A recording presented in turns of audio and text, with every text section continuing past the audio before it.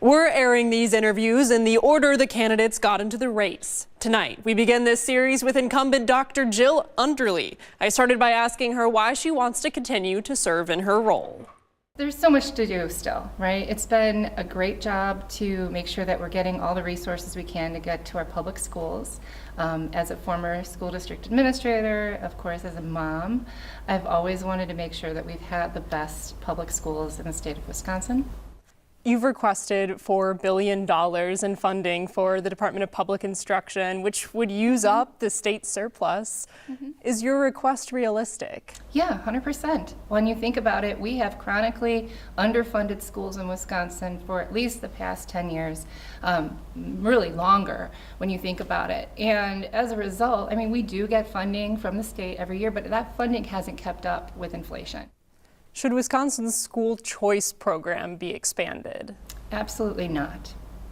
So I look at this as the voucher program, right? We can't be using public dollars to fund private schools in Wisconsin. We can't afford two systems. When it comes to teachers, Wisconsin has a crisis when it comes to recruitment and retention.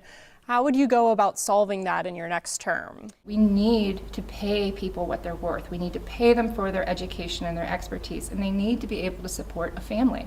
And so what I'm proposing in this budget is additional funding to look at programs like teacher apprenticeship, look at things like grow your own programs, which are taking adults who maybe already work in your school but aren't licensed as teachers and investing in them. This year, DPI changed the testing standards. Governor Tony Evers has said that changing these standards was a mistake. Both of your competitors in this race agree. Do you stand by changing the test standards? And so what we're talking about here is we did not lower standards. Like I said, we've increased them.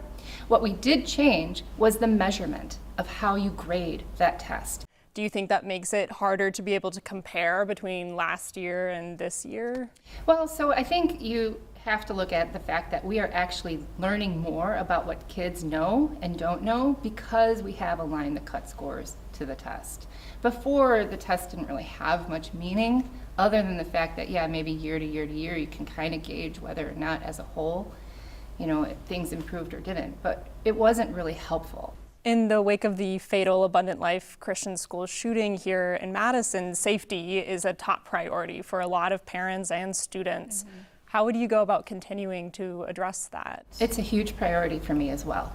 And so my administration, we have a plan that works with the Office of School Safety and the Department of Justice for different policy to make sure that kids are safe, but we also put in our budget request the ability for local school districts to levy for school safety reasons so that they can do things like, secure entrances and not have to go to referendum for them. Coming up, I'll sit down with State Superintendent candidate Jeff Wright, the current superintendent of Sauk Prairie Schools.